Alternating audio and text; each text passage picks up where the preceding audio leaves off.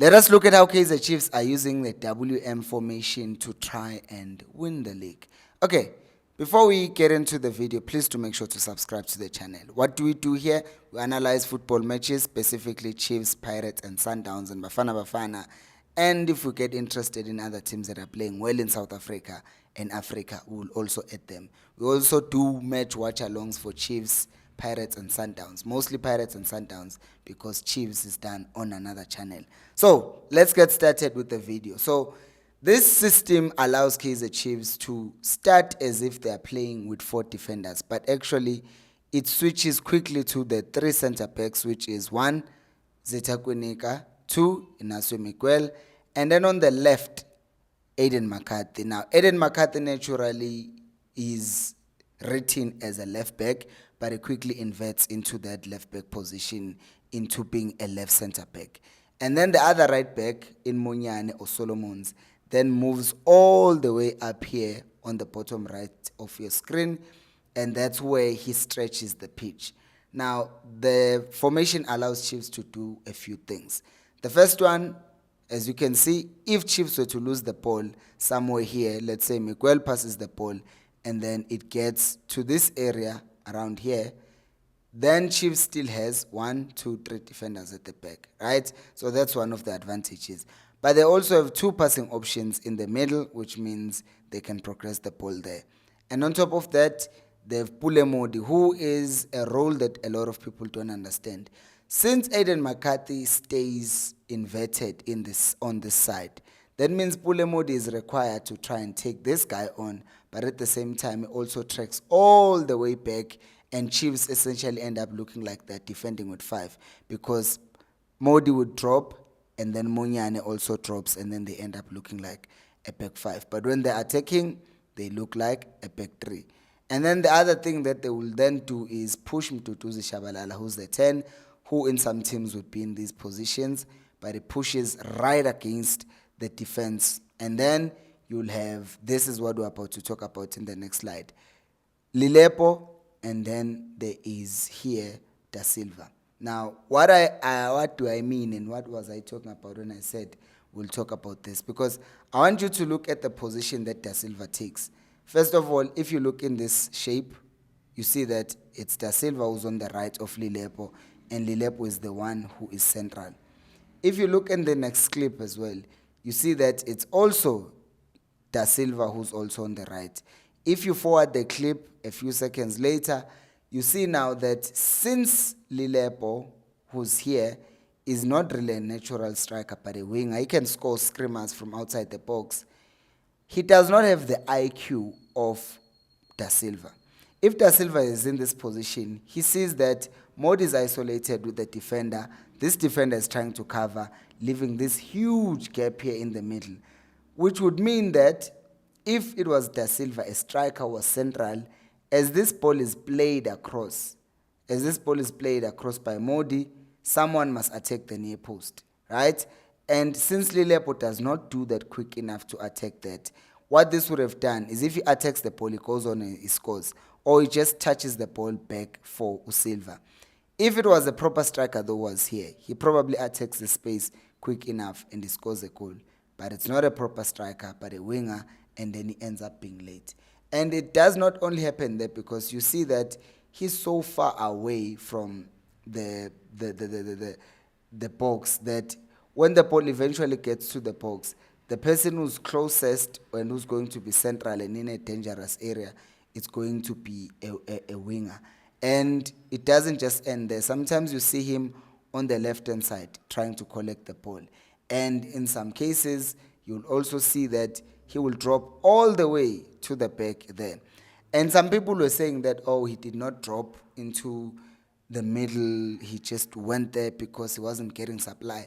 This is modern football, guys. No player on the field or field of play will just do as they please because they're not getting supply, so they will drop. The player does this because the coaches have told him to. So can we just stop saying, oh, it's just natural, it happens in games? No, he dropped because the coaches told him to. And if you look further, you will see that since he's asked to be a link-up player for Chiefs, when he drops that deep, Silva is not that great on his feet, right?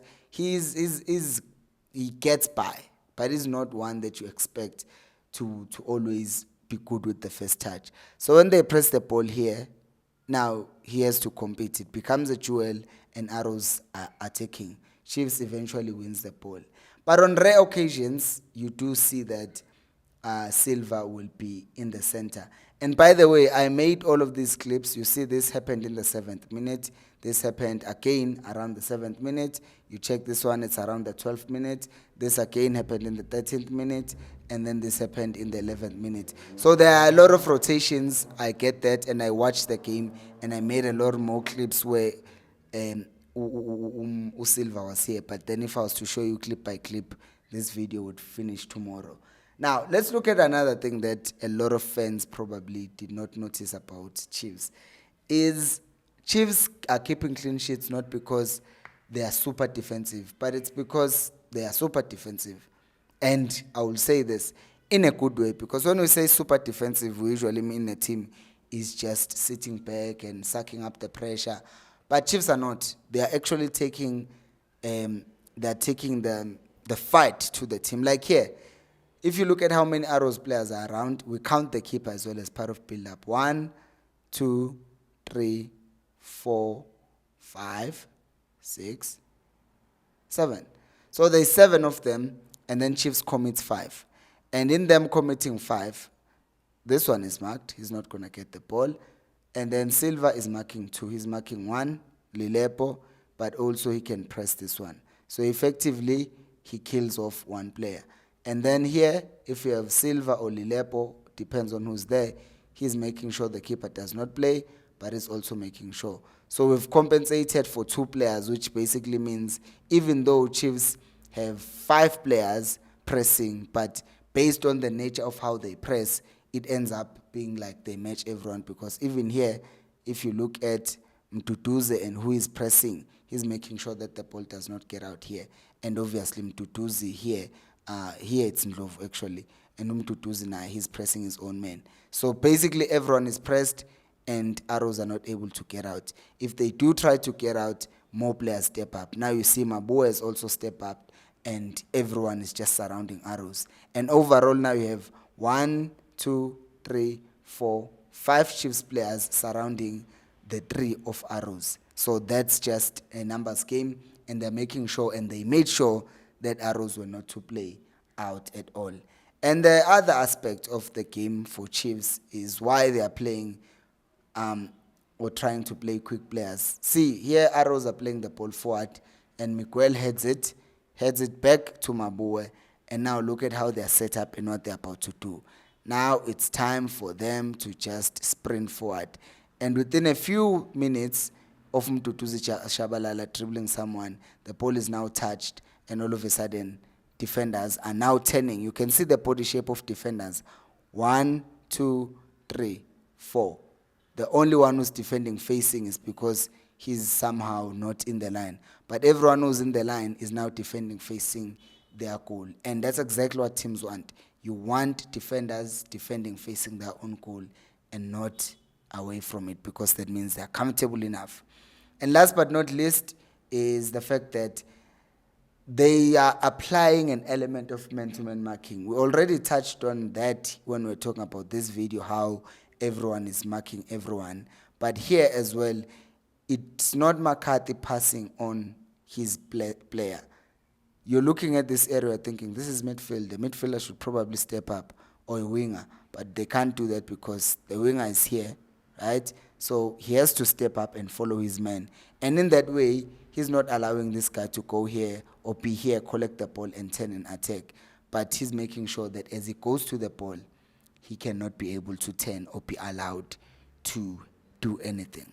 If you like the video, subscribe to the channel. If you have already subscribed, well, just turn on your notification, share this with your friends, and tell me, how did you see Chiefs in this game?